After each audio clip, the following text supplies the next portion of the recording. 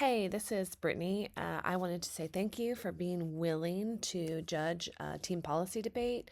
Our students will be blessed by your efforts.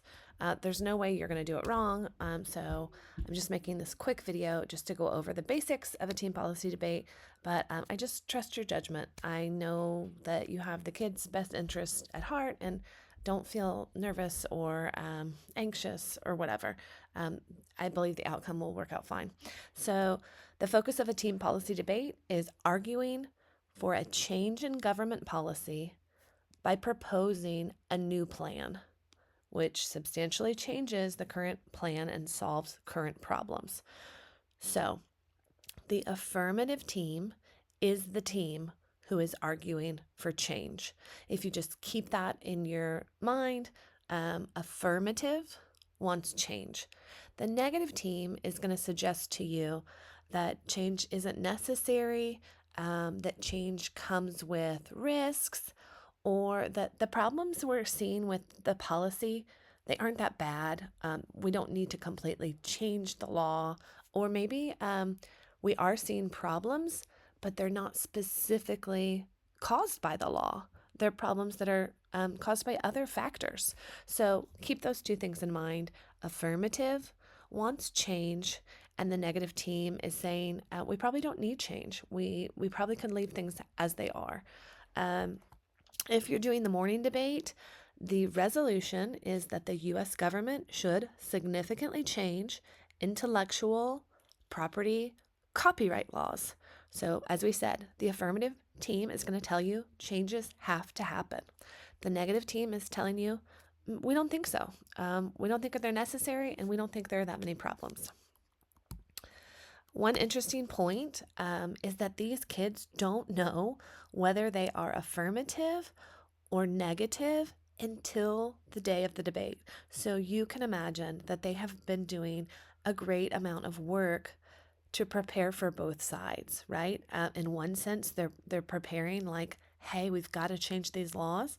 And in another sense, they're preparing an argument that we don't need to change the laws. So they've done a great deal of work.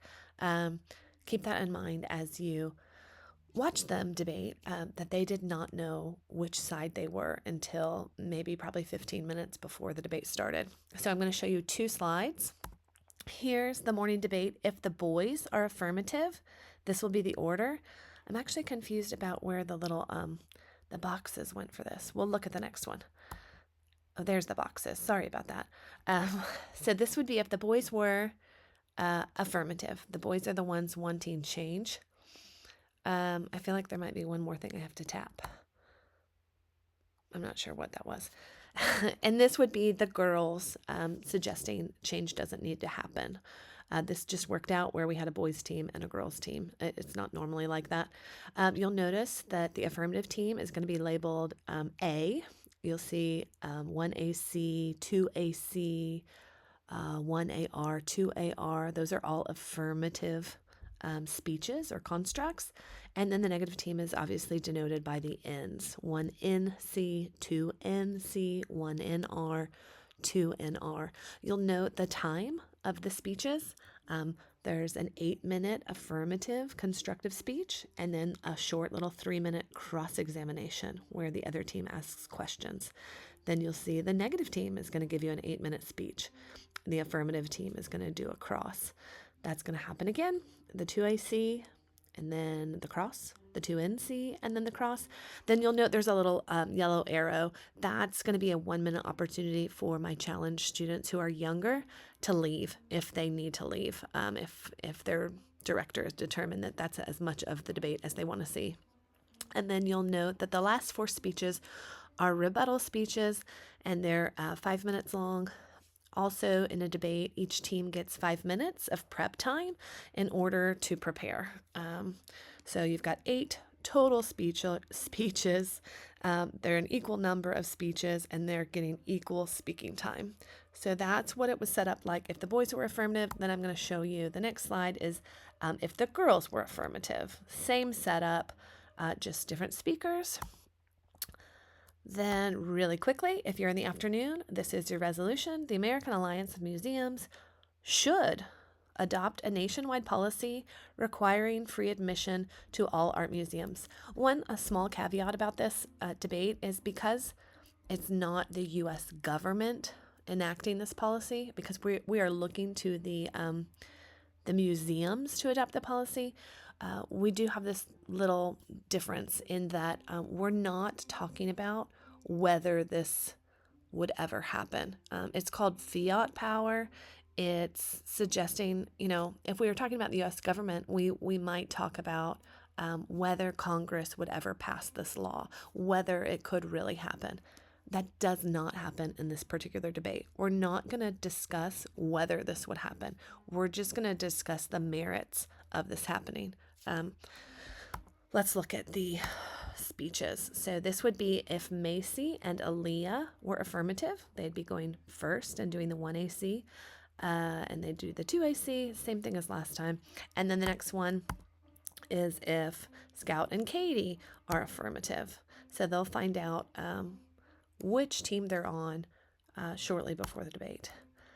This next slide is a list of definitions. I feel like we've covered a few of them, but I'll leave it here for you to look at. The agencies. The definitions are the terms that they're going to define directly from their resolution, right? So they might define copyright laws for you. Harms are problems that exist because of the current policy, or we also call the current policy the status quo. Okay, I'll give you another minute to look at that. And then those judging last four things that you see there, we'll look at on the next slide. Here is your judging form. It's very straightforward. It is truly one page. And let's talk about the judging stock issues. So there are four major issues that the affirmative team must prove, and alternatively, the negative team may attack. I'm going to go in order of the turquoise boxes. You'll see them in order as topicality, significance, inerrancy, and solvency. But they do say the same thing as what's on the right. So topicality, whether or not the affirmative case stays within the boundaries of the resolution. If we went back to our resolution slide, did they stay on topic? Does the affirmative team's mandate uphold the resolution? Significance, and you'll see in parentheses the harms. Whether or not the affirmative's harms are important. Is this really such a big issue that we really need to be making government change? That's significance. Are the harms substantial enough to warrant a policy change? Inerrancy, harms again. Whether or not the affirmative harms are actually caused by the current policy and thus can be fixed.